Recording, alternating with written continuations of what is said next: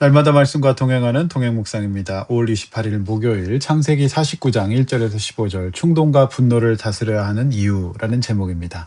성도 여러분, 목요일입니다. 창세기의 결론부는 야곱, 즉 이스라엘이 죽기 전에 자녀들에게 영적인 유언을 남기고 영적인 권면과 축복을 하는 말씀으로 이루어져 있습니다. 오늘 본문에서 하나님의 주권은 유다에게 있었고 유다를 통하여 장차 하나님의 나라가 펼쳐져 갈 것을 약속해 주고 계십니다. 그렇다면 하나님의 주권을 거스리는 인간의 행동과 마음가짐, 꼭 다스려야 될 마음가짐은 무엇일까요? 그것을 충동과 분노라고 오늘 본문은 기록하고 있습니다. 오늘 본문이 주는 메시지는 무엇일까요? 본문 보시겠습니다. 자, 1절. 야곱은 아들들을 불러 모으고 있습니다. 요셉의 아들들 에브라임과 므낫세를 축복하고 하나님의 백성으로 받아들이는 장면의 연속이죠. 2절 말씀은 오늘 이 일련의 이스라엘 행동이 공식적이라는 것을 보여주고 있는 것입니다. 3, 4절 장자 르우벤에 대한 말씀이 나옵니다. 그리고 5절에서 7절은 시므온과 레위에 대한 말씀이 이어지죠. 하나님의 축복은 이처럼 공의를 포함하고 있습니다. 하나님의 축복은 싸구려가 아닙니다. 그 속에 심판의 의미와 경고의 의미를 같이 담고 있습니다. 대개 부모님들이 자녀를 사랑하실 때 이런 공의, 즉 교육적인 측면에서도 정서적인 측면에서도 적절한 경계를 설정하지 않으시는 경우가 있는데 이럴 경우 자녀는 부모의 사랑과 은혜를 소홀히 여길 수 있습니다. 그렇다고 해서 이들 3명의 자녀가 하나님의 자녀의 자리에서 완전히 축출된 것은 아니죠. 징계와 경고를 받고 살지만 그들은 여전히 하나님의 이스라엘의 12지파의 구성원으로서 살아가게 됩니다. 다만 하나님 나라의 주권과 그 주권적인 쓰임을 받지 못할 뿐이죠. 이 르우벤의 경우 3, 4절 말씀처럼 그는 장점이 많았습니다. 위풍이 월등하고 권능이 있었죠. 치명적인 약점이 있었는데 그는 물의 끓음 같은 충동적인 사람이었다라고 하는 것이죠. 그래서 그는 성모 빌하와 동침하는 범죄를 범했습니다. 장남으로서 사랑받지 못한 어머니 레아를 보호하고 아버지에게 항의의 의미를 가지고 있었겠지만 충동적인 그의 행동은 그가 영적인 장자로서 역할을 감당하지 못하는 결과를 가져오게 되는 것이죠. 또 하나 이제 5절에서 7절은 시몬과 레위에 대한 말씀이 기록되고 있습니다. 7절 말씀에 보면은 그들은 노여움, 즉 시몬과 레위가 분노를 다스리지 못해서 결국 이 받은 책망을 언급하고 있는 것인데요. 그들은 친동생 디나가 강간을 당하고 여러 가지 여건이 원하는 대로 돌아가지 않자 이 분노를 다스리지 못하고 할례를 빌미로 모든 가해자들뿐만 아니라 상관이 없는 민간인들까지 모두 학살해버리는 큰 범죄를 범했던 것입니다. 이런 모습은 오늘날 현대를 살아가는 우리 그리스도인들에게도 매우 큰 교훈을 주고 있습니다. 2가지 이슈인데요. 충동성과 분노의 문제입니다.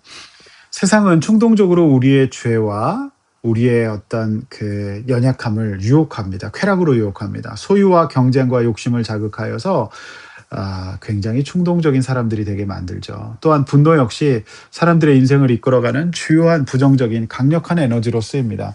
분노로 살아가는 사람들 굉장히 많습니다. 오늘 이 충동성과 분노라는 이슈가 창세기 때부터 언급되어 있다는 것은 놀라운 사실입니다. 수천 년 전부터 인간이 하나님의 주권과 뜻 그리고 축복의 기회를 뺏어갈 만큼 큰 힘으로 여전히 작동하고 있다는 것을 우리는 경고 삼아야 할 것입니다. 성도 여러분, 어떤 행동이나 말, 결정을 하기 전에 충분히 고려하시고 기도하시고 하나님 말씀의 인도를 받으십시오. 그리고 너무 화가 나고 그 화가 나를 삼켜 주체할 수 없을 때 하나님의 은혜와 자비와 섭리에 기대 보십시오. 그래서 예수님은 그날의 염려와 분노를 내일로 가져가지 말라고 오늘 다스리라고 말씀하고 계시는 것이죠. 오늘 이 새벽에 충동과 분노의 이슈를 다스릴 수 있는 사람이 되게 해달라고 성령의 도우심을 구하고 말씀 붙잡고 기도해 보십시오. 이 2가지 이슈는 우리 인생의 영육간에 매우 좋지 않습니다. 하나님 앞에 내려놓고 이 은혜로 이 문제를 풀어달라고 기도하십시오. 분노는, 노여움은 스트레스일 수 있는데 스트레스를 받으면 히스타민이라고 하는 물질이 나와서 우리의 근육을 해체해버립니다. 그래서 몸이 약해질 수밖에 없는 것이죠. 영육간에 전혀 도움이 되지 않습니다. 8절에서 12절 유다에 대한 이제 말씀이 나오죠. 축복의 말씀인데요. 이 말씀에서 유다가 장차 그리스도 예수의 조상이 되고 그가 영적인 주권의 중심이 될 것이라는 것을 확정받게 됩니다. 자, 8절 이하의 말씀은 굉장히 복음적인데요. 그는 형제의 찬송이 될 것이고 원수의 목을 잡는다. 즉 오실 예수 그리스도에 대한 예언이죠. 9절 그의 후손을 그 누구도 이길 수 없고 그리고 즉 리더십이 그를 떠나지 않을 것이고 모든 백성이 그 다스림을 받게 될 것입니다. 완벽한 오실 예수님에 대한 복음의 묘사입니다. 그래서 11절, 12절에는 이제 포도주로 상징되는 그 풍요로움이 있을 것이고 훗날 예수님께서 자신이 새 포도주라고 하시고 요한복음에서 공생의 사역의 첫 시작을 가나운인 잔치에서 물을 포도주로 변화시키는 일을 생각하시면 오늘 유다가 받았던 축복의 말씀이 예수님과 관련이 있다는 것을 짐작하실 수 있을 겁니다. 따라서 충동적이었던 루벤, 분노를 다스리지 못해서 평생 분노로 살아갔던 시몬과 레위에 비해서 유다는 자신의 죄를 인정하고 회개하고 결정적인 순간마다 믿음으로 자신을 대속으로 내어주는 삶을 살았기에 그는 가장 약한 자에서 가장 강한 자가 된 것입니다. 성도 여러분, 믿음으로 사십시오. 성경이 가르쳐주는 대로 자신의 인격을 성장시키시고 성숙시키십시오.